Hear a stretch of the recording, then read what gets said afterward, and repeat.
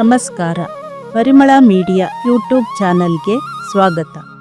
ಇಂದು media ಸಮಾಚಾರದಲ್ಲಿ ಮಲೆನಾಡಿನ ಕೃಷಿ ಚಟುವಟಿಕೆಗಳಲ್ಲಿ ಒಂದಾದ ಭತ್ತದ ಒಕ್ಕಲು ಯಂತ್ರದ ಬಗ್ಗೆ ತಿಳಿಯೋಣ.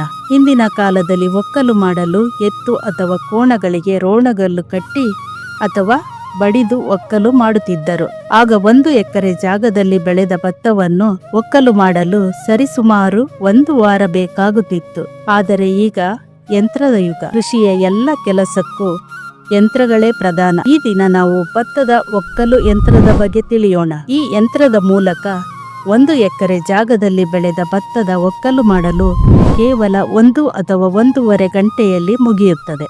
ಯೋಗೇಶ್ ಅಂತ ಶಿವಮೊಗ್ಗದಿಂದ ಬಂದಿರೋದು. ಇಲ್ಲಿ ಮಂಡಗದ್ದೆ ಸೈಡ್ ಎಲ್ಲ ಪೂರ್ತಿ ಒಕ್ಕಲು ಮಾಡ್ತೀವಿ ನಾವು. ಎಕರೆಗೆ 1-1.5 ಗಂಟೆ ಬೇಕು. 6,000 ರೂಪಾಯಿ ತಗೊಳ್ತೀವಿ. ಕೆಲಸ ಮಾಡೋಕ್ಕೆ 9 ರಿಂದ 10 ಜನ ಬೇಕಾಗುತ್ತೆ. 7 ಜನ ಮಿಷಿನಿಗಿದೆ ಮತ್ತೆ 4 ಜನ ಹುಲ್ ಪೆಂಡಿ ಕಟ್ತಾರೆ.